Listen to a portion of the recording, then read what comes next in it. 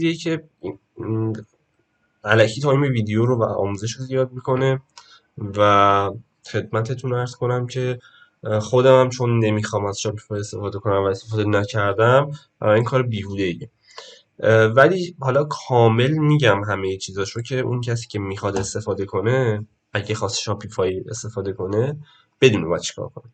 حالا شما میگی که آقا من میخوام شاپیفای استفاده کنم، این شاپیفای خب این برای خریدش مستر کارت و ویزا کارت و اینا لازم داره. خب من اینو چیکار کنم؟ من اصلا تصمیمم اینه که شاپیفای استفاده کنم، میخوام اینجوری راحت باشم، بیام یه دونه سایت این شکلی بزنم، برم تو علی اکسپرس. حالا بعد از اینکه یاد گرفتم چه محصولی و چه جوری انتخاب کنم، میخوام بیام از تو علی اکسپرس با 2 تا کلیک بزنم بره تو سایتم اینجوری. خب چند تا نکته ببین. چیزی که از اولا که کلا ما کاری که داریم میکنیم واسه خارج از ایران. خب یعنی چی؟ یعنی اینکه ما نباید ردی از ایران داشته باشیم. مثلا آدرس سایتمون نباید دات آی آر باشه، باید دات، حالا یه چیز بین المللی باشه، دات کام، دات نت، دات ایکس وای زد، حالا ارزون و گرون داره. دوم اینکه کلا خب داریم انگلیسی کار میکنیم. سوم اینکه خود این شاپیفای چون خیلی گیره و خیلی اذیت میکنه، به هیچ وجه نباید بفهمه ما از ایرانیم. بنابراین حالا راه حل پرداخت اشتراک شاپیفای که من میگم، شما من فکر کنم اگه تو گوگل هم سرچ کنید چیز شاپیفای، خیلی از سایت های واسطه باشن این کار میکنن. ولی جدا از اون، نکته اول این که این به هیچ وجه نباید بفهمه شما از ایران، یعنی باید از یه وی پی ان آی پی ثابت درست حسابی که کشورش عوض نشه استفاده بکنیم. مثلا اگه روی وی پی ان فرانسه دارین شاپیفایتون رو میسازین، دیگه همیشه با همون برین. بعد نکته بعدی این که برای پرداختش، ببینین یه سایتی هست به اسم ازوکارت. خب شما اینو باز میکنین، این چیکار میکنه؟ این کارت های اعتباری مجازی بهتون میفروشه. خب یعنی اینی که دارم بهتون میگم و فکر نمیکنم هیچ جای دیگه گفته باشن، یعنی فکر نمیکنم جای دیگه پیداش کنین. ولی مطمئنم حالا بعد از اینکه این ویدیو میاد بیرون همه جا اینو معرفی میکنن و کپی میشه مثل همیشه. حالا کاری ندارم، خدمتتون عرض کنم که ببینید شما تو سایت میتونید چیکار بکنید. میتونید کارت اعتباری بخرید. بعد پلن‌های مختلف داره، مثلا وایلت، براون، رنگ کارتاشه که اینا آپشن‌های مختلف داره. مثلا شما میبینید دیگه چیزاشو، جزئیاتشو. و این پایین‌تر هم که میاین، مثلا الان یه کارت اعتباریه مثلا ویزا کارت گذاشته واسه فروش، این کارت $5 موجودی داره. خب ولی شما اینو $12 باید بخرید. خب یا این یکی مثلا $10، شما $22 باید بخری. حالا این که چجوری بخری هم بهت میگم، مثلا کیف کنی. بعد شما مثلا فرض کن میخوای شاپیفای بخری. خب اینجا قشنگ دیدی این اومد اینجاش، میتونی اصلا با پشتیبانیش چت کنی. خب میتونی با پشتیبانیش چت کنی، حالا ایمیل و اینا رو میزنی آنلاین میشه، باهاش میتونی چت کنی، به سوالاتت پاسخ میده. مثلا میتونی ازش بپرسی آقا من میخوام واسه شاپیفای کارت اعتباری بخرم که برم اونور پرداخت داشته باشم، کدوم یکی از این پلن رو به درد میخوره؟ من اینا رو قبلا پرسیدم بهتون میگم. یا مثلا میخوام واسه تبلیغات فیسبوک یا تبلیغات تیک تاک که جلوتر به دردمون میخوره و میخوام استفاده کنیم، میخوام مثلا کارت اعتباری بخرم، کدومش به دردم میخوره؟ این کامل خودش بهت میگه.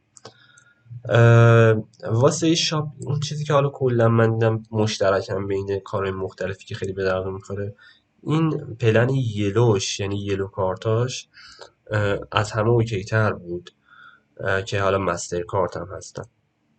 بعد اورنج هم، یعنی بیشتر بین اورنج و یلو اینا بود. بعضی جاها مثلا باید قبلش بپرسیم، مثلا میگه براون به دردت میخوره یا اون سایت بهش گیر نده و اینا. نکته بعدی، شما زمانی که داری توی این سایت در واقع میخوای خرید بکنی، حتما حواست باشه که آی پی، یعنی اون فیلتر شکن که داری استفاده میکنی، یا کانادا باشه یا آمریکا باشه. خب ولی کانادا، شما 95% بذارید رو کانادا. حالا من الان آی پی متاسفانه آلمانه. و نکته بعدی این که خب حالا ما برای اینکه از ایران بخریم چی؟ ببین اینجا پرداخت با کریپتو داره، همچنین پرفکت مانی. شما اگر کار با ارز دیجیتال، اگه با کریپتو رو بلد نیستی، من دوره رایگان واسط گذاشتم روی یوتیوب. یعنی فقط کافیه که 3-4 ساعت وقت بذاری اونا رو ببینی، کامل اینا رو اوکی میشی و هزار جای دیگه هم به دردت میخوره. مثلا من این کارت رو انتخاب میکنم، یه دونه یلو بذار پیدا کنم، حالا نمیخرم الان چون آی پی هم درست نیست، حالا یلو هم نداره الان. شما هی باید مثلا چک بکنی، اگه مثلا یلو میخواستی نداشت اینجا میتونی با پشتیبانی صحبت کنی، بهت میگه مثلا یلوش کی موجود میشه. مثلا نکن این مثلا یه ویزا کارت $100 شما $141 میخری، مثلا این براون مثلا $100 $109 میخری. مثلا اینو میخوای بخری، خب نگاه کن یه دونه اینجا میزنی، بعد بای کارت رو میزنی، این پایینش فکر کنم اضافه میشد، نگاه کن اینجا، بعد بهت میگه که چطوری میخوای بخری. تو اینجا هم میتونی با پرفکت مانی بخری که پرفکت مانی هم خیلی از سایت ها میفروشن، گرون تر میشه ولی با این مثلا یه مالیات هم میاد، یه کارمزد هم میاد جوش. یا اینکه میتونی خیلی راحت با تتر بخری، با لایت کوین بخری، با بیت کوین، آره بیت کوین نه، با بیت کوین نخرین، بیت کوین رو نگه دارین، با تتر میتونی بخری. خب واینر رو میزنی، یه سری مراحل رو طی میکنی. حالا من این کارو نمیکنم چون اصلا هم الان نیاز ندارم، اینو قبلا گرفتم. همین که خدمتتون عرض کنم که آی پی نیست. بعد اینجا شما نگاه کن، اینجا باید این مراحلش خیلی ساده است دیگه. ایمیل تو میزنی، بعد یه آدرس ولت بهت میده، یه تایم بهت میده، اون آدرس ولت رو همین مقداری که خواسته شارژ میکنی، که آموزش کاملش دیگه واقعا دادم همین آموزش رو. بعد پرداختی که انجام میدی بهت کارتتو تحویل میده، یعنی شماره کارت، اون در واقع جزئیات دیگهش مثل CVV2 و هم به تاریخ انقضاش و همه چیشو بهت میده که تو عملا با اون کارت میتونی توی سایت های مختلف خرید بکنی. و یه جایی هم اگه بود اشتباه نکنم بذارین نگاه بکنم،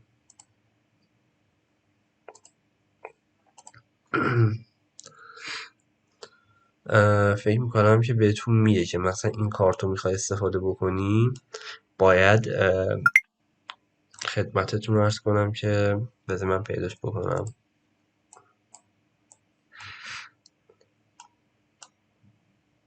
ببین مثلا این وقتی که تو داری این اورنج رو داری استفاده میکنی، نکن نوشته registering to any billing address in USA. یعنی تو وقتی از این کارت داری توی سایتی واسه پرداخت استفاده میکنی، حتما باید آدرس USA بدی، باید آدرس آمریکا بدی. خب یعنی این چیزا هم باید حواست باشه. حالا بعد این جلوتر که شما میری، یعنی اون مراحلی که الان رفتیم بهتون نشون دادم، کجا رفت مثلا، حالا این خب مثلا من میخوام با تتر بخرم، بایو میزنم، میرم جلو، بعد شارژ میکنم، بعد ازم آدرس میخواد. خب شما میگم این سایت رو حتما با آی پی کانادا باید بری، و وقتی با آی پی کانادا میری چون بک زدم میشه، بعد با آی پی کانادا میری، بعد آخرش هم ازت آدرس کانادا و اینا میخواد. بعد شما خیلی راحت مثلا میری توی گوگل سرچ میکنی که فیک ادرس این کانادا، خب کلی سایت اینجا میاد که بهت آدرس توی کانادا میده، زیپ کد میده، همه اینا رو بهت میده. اونجا هم شما چیکار میکنی؟ شما آره این وقتی که داری پرداخت تکمیل میکنی ازت آدرس میخواد، یه دونه آدرس از اینجا پیدا میکنی بهش میدی و دست آخر بهت کارت مجازی تو تحویل میده. کارت مجازی تو که بهت تحویل داد، بعدش باید بیای توی کارت رجیستریشن و کارتی که خریدی رو رجیستر بکنی. اوکی، میای اینجا اون شماره کارتی که حالا به تحویل داده رو میزنی، بعد مثلا اینو میری اینو تایید میکنی، میری چند تا مرحله ساده داره. کارت رجیستر که شد، میتونی ازش توی هر سایتی که خواستی استفاده بکنی، از جمله شاپیفای. اگرم سختت بود این رجیستر رو انجام بدی، اینجا آنلاین به پشتیبانیش میگی، میگی تو برام رجیستر کن دیگه، اینقدر زبان رو باید بلد باشین، یا اگه بلد نیستین از گوگل ترنسلیت یا هوش مصنوعی مثل چت جی پی تی استفاده کنین که بهتون بده. بهش میگی خودش واسه رجیستر میکنه، خیلی آسون، خیلی سریع، خیلی راحت. به همین راحتی. یعنی الان من خواستم چی بهتون بگم؟ الان خواستم مقدمات اینو بهتون بگم که آقا شما اگر خواستین دراپ شیپینگ رو انجام بدین، الان خلاصه این جلسه یکی این که کار با علی اکسپرس خوب یاد بگیرین، چرخ بزنید داخلش. مسئله بعدی یکی شاپیفای. این که شما اون سایتی که میخواین داشته باشین و اگه خواستین شاپیفای بزنین، این راه حلش، این یکی از راه حلش. هزار تا راه حل دیگه هم داره. شما میتونید توی گوگل سرچ کنید خرید اشتراک شاپیفای، کلی سایت میرن که بهتون میفروشن. خب خودتون خواستین بخرین، اینجوری میتونید بخرین. بعد خدمتتون عرض کنم که اون سایت، اون راه حلی که پیشنهادیه، اون راه حلی که به نظر من بهتره ولی یکم شاید سختیاش بیشتره، استفاده از وردپرسه. وردپرس چیه برای کسی که نمیدونم؟ یه چیزیه که شما میتونید باش سایت طراحی بکنید. 90% سایتایی که روی اینترنت میبینیم با وردپرس. خب حالا شما باز واسه اینکه یه سایت با وردپرس داشته باشین دیگه اون محدودیت ایران و اینا نداره. بعد هزینه‌هاش دست خودتونه. شما میتونید مثلا با هزینه کمتر یه سایت داشته باشی، با هزینه بیشتر یه سایت داشته باشی. حالا اینکه شما سایت با وردپرس برای خودت داشته باشی، دو تا حالت داره. یا خودت مثلا یه هفته 2 هفته زمان میذاری وردپرس رو یاد میگیری، برای خودت سایت طراحی میکنی، 1000 تا دوره آموزشی رایگان و غیر رایگان برای وردپرس هست. یا اینکه پول میدی به یه نفر، میری تو گوگل سرچ میکنی سفارش ساخت سایت وردپرس، سفارش طراحی سایت، به یه نفر یه مقداری پول میدی. حالا از مثلا 3 میلیون هست، از 1 میلیون هست، نه از 1 میلیون که نیست، از 3 میلیون 5 میلیون هست تا 10 15 میلیون 20 میلیون. خب شما اینقدر به طرف پول میدی، اون برای سایت طراحی میکنه. اگر هم نخواستی این کارو بکنی، نخواستی پول بدی یا نداشتی پول بدی، کاری نداره که خودت میری یاد میگیری. هم آموزش رایگان هست توی گوگل، هم آموزش غیر رایگان توی یوتیوب و اینا پره. حالا آموزش های رایگان خب طبیعتا کیفیتشون پایین تره، طبیعتا آموزشاشون شاید مثلا یکم بیشتر ازتون زمان بگیره، شاید آزمون خطای بیشتری نیاز داشته باشین، شاید انرژی بیشتری ازتون بگیره. اون آموزشایی که حالا مثلا خصوصی تره، کامل تره، جامع تره، احتمالا حالا مثلا رایگان پیدا نشه. خودتون تصمیم میگین، میتونید برین از هر کدوم از اینا استفاده کنید. اگر هم خواستین، منم خودم آموزششو داشتم، الان نمیدونم الان ظرفیتش که فعلا کنه خدمتتون عرض کنم. اصلا حالا اینو که الان دارم معرفی میکنم اصلا برای این نیست که بگم الان من این آموزش های رایگان رو دارم میگیرم که شما بیاین اینو بگیرید مثلا. خب این که الان اصلا ثبت نام نداره، ولی صرفا جهت معرفی دارم میگم، مثلا نمیگم بیایید اینو شرکت کنید. این الان در حال حاضر شما اگر این ثبت نام بذارید ارور میده، مرحله بعدیش نمیتونید ثبت نام کنید. دارم صرفا بهتون معرفی میکنم، دارم بهتون میگم هم آموزش های رایگان هست، هم آموزش های غیر رایگان هست. شما خودتون میتونید چیکار بکنید؟ میتونید برید یاد بگیرید، خودتون سایتتون رو طراحی کنید، میتونید پول بدین به یکی براتون سایتتون رو طراحی کنه، میتونید بیاین شاپیفای بخرین و اینجور داستانا. شاپیفای از طریق این ریسرچ که بهتون معرفی کردم متصل میشه به علی اکسپرس. وردپرس هم افزونه های مختص خودش رو داره. ببینید فقط کافیه که مثلا سرچ کنیم plugins for dropshipping. بذارید اینو سرچ میکنید وردپرس پلاگینز. خب کلی افزونه واسهتون میاد، نگاه کنید. حالا ووکامرس که فروشگاه سازه، یعنی شما هر کدوم از این لینک ها رو باز بکنین یه عالمه افزونه خوب برای دراپ شیپینگ بهتون معرفی کرده. یا میتونید سرچ کنید وردپرس پلاگین فور علی اکسپرس.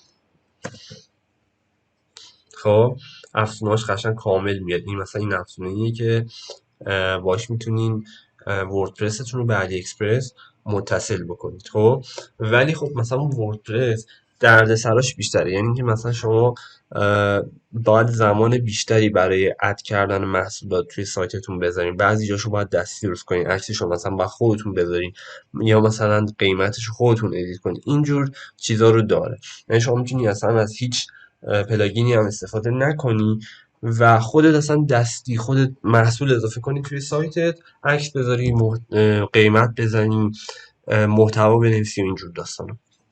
این شد پایه اون چیزی که شما باید برای دراپ شیپینگ انجام بدی. پس علی اکسپرس رو که متوجه شدیم، شاپیفای متوجه شدیم، وردپرس متوجه شدیم، فهمیدین اگه بخواین شاپیفای با شاپیفای سایت بزنیم باید چیکار کنیم و همینطور فهمیدین اگر خواستیم با وردپرس سایت بزنیم باید چیکار کنیم.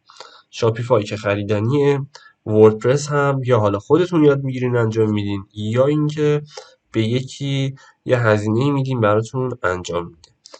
و همین دیگه، این جلسه خیلی تایمش طولانی شد، هر چقدر من سعی کردم مختصر بشه که ویدیو زیاد نشه بازم نشد.